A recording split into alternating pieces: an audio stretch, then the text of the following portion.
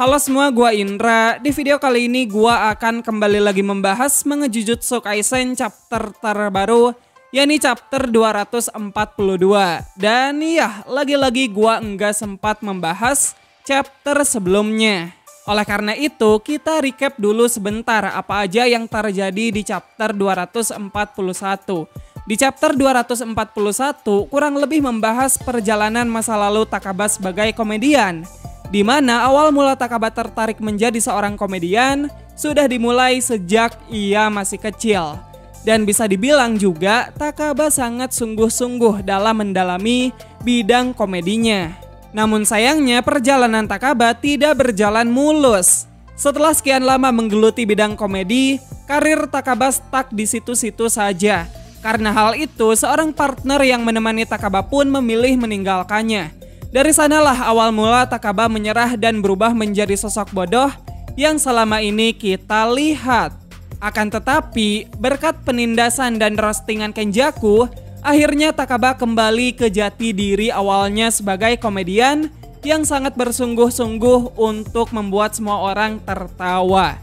Teknik kutukan Takaba kembali aktif lagi dan ia bersumpah akan membuat Kenjaku tertawa sampai mencret, sampai muntah.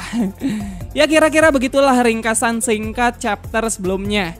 Dan nggak usah lama-lama lagi, mari kita awali pembahasan chapter 242. Chapter kali ini berjudul Penyintas Bodoh Semakin Melambung ke Atas. Pertama, gue disclaimer dulu nih, alur dari chapter kali ini bener-bener absurd dan adegan per adegannya nggak ada yang nyambung. Bayangin aja kalau kalian lagi mimpi pas lagi demam. Kurang lebih seperti itulah alur dari chapter kali ini. Nah, chapter kali ini diawali dengan Kenjaku yang mensummon roh kutukan tingkat spesial Akuro Otake. Tapi tak berselang lama, kutukan itu langsung ditabrak oleh truk berkecepatan tinggi. Yap, situasi yang terjadi sekarang adalah manifestasi imajinasi dari teknik kutukan Takaba.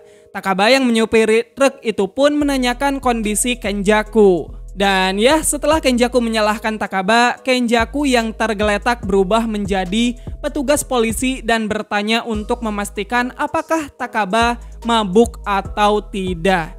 Kenjaku pun meminta Takaba menjalani tes dengan menghirup kantong air berisikan satu ikan mas kecil.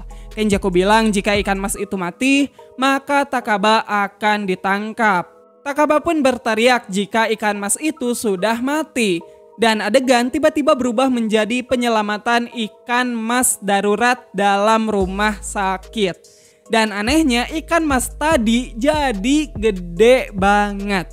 Kenjaku pun memilih untuk menyengat jantung ikan mas itu. Tapi Kenjaku salah target dan malah menyengat Takaba hingga tersetrum. Pada akhirnya si ikan pun hanya tersisa tulang saja dan tak terselamatkan. Oleh karena itu Takaba merasa tertekan. Ia kemudian menyuruh suster Kenjaku membawakannya perawat yang banyak untuk melampiaskan nafsunya. Akan tetapi suster Kenjaku menolak di sini. Takaba pun ngotot bahkan sampai sempat marah dan berteriak pada Kenjaku untuk memperlakukannya dengan benar. Namun Takaba kemudian memutuskan kemauannya itu lewat gunting batu kertas. Kenjaku pun menyetujuinya dengan syarat jika ia menang, maka Watapachi harus diproduksi lagi. Takaba dan Kenjaku pun memulai tarian Janken dan setelah itu keduanya pun menusukkan jari ke hidung mereka masing-masing. Hidung Kenjaku pun berdarah. Ia kemudian menyadari jika teknik Takaba tak hanya sekedar merealisasikan imajinasi Takaba saja, tetapi Kenjaku juga seakan dipaksa untuk berimajinasi dan memberikan umpan balik. Jadi bisa dibilang teknik Takaba beresonansi dengan jiwa Kenjaku. Adegan pun kembali berubah menjadi acara kuis di sebuah lembah. Di sini Takaba bilang jika dia tidak akan melontarkan sebuah lelucon klise seperti memberikan jawaban yang salah. Dan Kenjaku pun menjawab jika dia sepemikiran dengan Takaba. Tapi dalam hatinya Kenjaku berpikir sebaliknya. Pembawa kuis pun melempar pertanyaan pertama. Siapakah tokoh sejarah yang pernah membacakan bait puisi? Tidak ada sesuatu yang menyenangkan, tapi mungkin ada sesuatu yang menyenangkan. Kenjaku pun menjawab jika orang itu adalah Takasugi Shinsaku. Tapi jawaban Kenjaku kurang tepat di sini. Lanjut ke pertanyaan berikutnya. Dalam fisika partikel dan juga fisika nuklir, apa yang dimaksud dengan kelompok partikel subatomik yang umumnya menyebabkan reaksi kuat? Kenjaku pun dengan cepat menjawab hadron. Dan kali ini jawabannya benar. Kenjaku pun mengolok-olok Takaba, dan Takaba di sini melampiaskan ketidakberdayaannya dalam menjawab pada sosok Yoshihiraru Suge. Lanjut ke pertanyaan kedua. Di sini Kenjaku dan Takaba disuruh memilih dua pilihan mana yang paling sulit untuk dibicarakan dengan orang lain, antara menulis surat rekomendasi secara mandiri atau mendapat rekomendasi dari sekolah. Nah, Takaba dan Kenjaku kemudian berlari dengan penuh semangat menuju pilihan mereka masing-masing. Tapi di tengah jalan, Takaba mendengar seseorang yang meminta pertolongan. Ketika Takaba menengok, adegan kembali berubah, di mana seekor kucing tengah menyeberang dan hendak ditabrak oleh mobil. Takaba pun langsung bergegas menyelamatkan kucing tersebut. Namun tiba-tiba ketika Takaba mendekati kucing itu berubah menjadi Kenjaku. Untung saja Takaba masih sempat mengelak dari mobil yang sudah menabraknya. Adegan kembali berubah, Takabalah yang sekarang menjadi kucing yang perlu diselamatkan di tengah lautan. Tapi bukannya menyelamatkan, Kenjaku malah berselancar menjauhi Takaba. Takaba pun berhasil mengejar dan menabrak Kenjaku menggunakan jet ski. Dan ya setelah itu, Takaba bersama Kenjaku pun main air kayak di anime-anime romance. Dalam hatinya, Kenjaku merasa ini sangat menyenangkan sekali.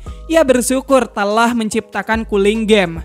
Tapi Kenjaku tiba-tiba menenggelamkan kepala Takaba ke dalam air. Di sini Takaba masih selamat. Takaba kemudian menyuruh Kenjaku untuk merasakan air laut bersamanya. Dan rasa air itu ternyata adalah rasa Fanta.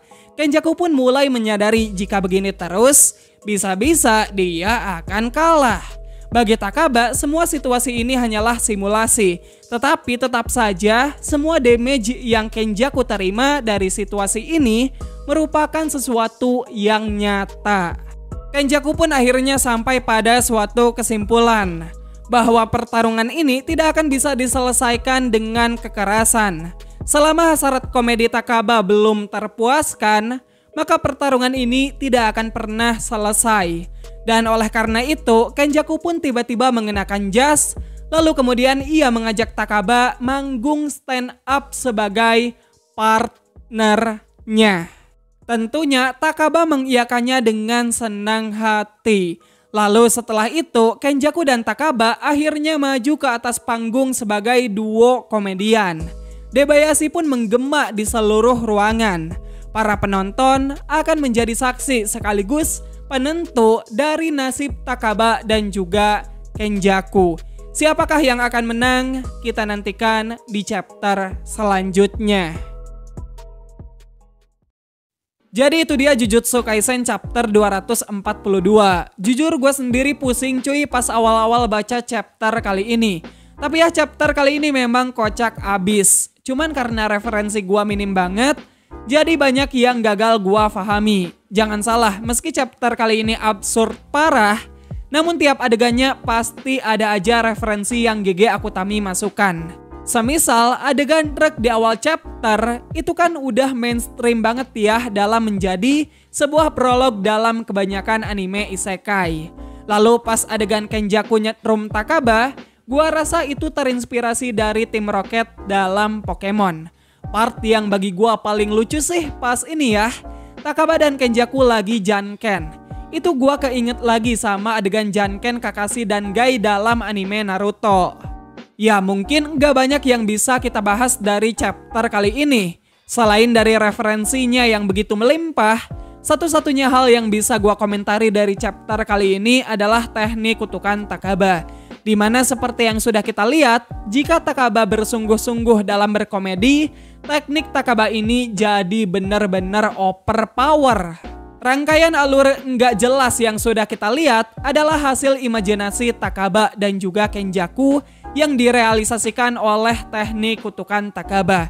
Gua sangat amat yakin jika lawan Takaba yang sekarang ada di mode seriusnya bukanlah Kenjaku, maka orang itu sudah dipastikan akan kalah dengan cepat. Karena pintar saja tidak cukup untuk melawan teknik satu ini, tetapi juga dibutuhkan selera humor yang unik dan juga imajinasi yang di luar nalar untuk mengimbangi Takaba. Dan bisa dibilang Kenjaku hampir memenuhi dua kriteria tersebut. Makanya dia bisa survive melawan Takaba. Akan menarik sekali untuk menantikan momen-momen terakhir antara Kenjaku dan juga Takaba. Karena selain menentukan nasib mereka berdua, panggung stand up di akhir chapter tadi adalah sesuatu yang selama ini Takaba idam-idamkan. Di mana dia berkomedi dengan orang yang juga paham akan berkomedi. Apakah komedi Takaba akan berakhir sampai di sini? Apakah Kenjaku akan kalah dari Takaba? Kita tunggu aja karena minggu depan enggak libur. Ya semoga gua sehat lah ya biar bisa membahas di minggu depan. Ya udah gitu aja video kali ini. Makasih buat kalian semua yang udah nyimak sampai akhir. Sekian gua Indra dan sampai jumpa di video yang selanjutnya. Bye bye.